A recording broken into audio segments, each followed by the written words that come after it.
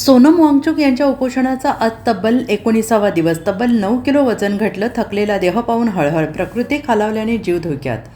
सामाजिक कार्यकर्ते सोनम वांगचुक यांच्या उपोषणाचा आज 19वा दिवस आहे. त्यांच्या ढासळत्या प्रकृतीसंदर्भात दाखल केलेल्या जनहित याचिकेवर दिल्ली उच्च न्यायालय आज सुनावणी घेणार आहे. या याचिकेत केंद्र आणि दिल्ली सरकारला वांगचुक यांना रुग्णालयात दाखल करण्याचे आणि गरज पडल्यास त्यांना जबरदस्तीने अन्न भरवण्याचे निर्देश देण्याची मागणी करण्यात आली आहे. सोनम वांगचुक 20 जूनपासून जंतर मंतर येथे कॉक्रोच जनता पार्टीच्या आंदोलनात सहभागी झाले आहेत. तर नीट परीक्षेतील अनियमिततेबद्दल केंद्रीय शिक्षण मंत्री धर्मेंद्र प्रधान यांच्या राजीनाम्यासह परीक्षा पद्धतीत सुधारणा करण्याच्या मागणीसाठी ते अनिश्चित काळासाठी उपोषणावर आहेत.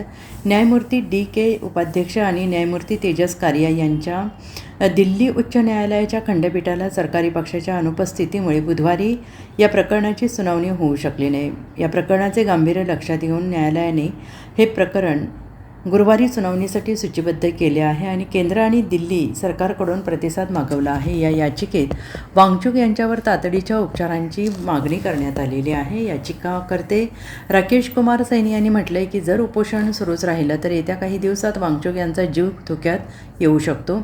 वांगचुक यांना तातडीनं आपत्कालीन उपचार, जीव वाचवणारी काळजी आणि आवश्यक पोषण पुरवले पाहिजे. या याचिकेत म्हटलं आहे की सरकारची निष्क्रियता चिंताजनक आहे. कोणत्याही चिंताजनक आणि नागरिकाला स्वेच्छेने उपासमारीने मरू दिली जाऊ शकत नाही. सरकारने आंदोलनाशी संबंधित मुद्द्यांवर संवाद केला पाहिजे. न्यायालयाला विनंती आहे की सरकारने वांगचुक यांच्याशी संवाद साधावा आणि गरज पडल्यास त्यांना जबरदस्तीने अन्न खाऊ घालण्याची परवानगी द्यावी. Bureau report SBN Marathi, Mumbai.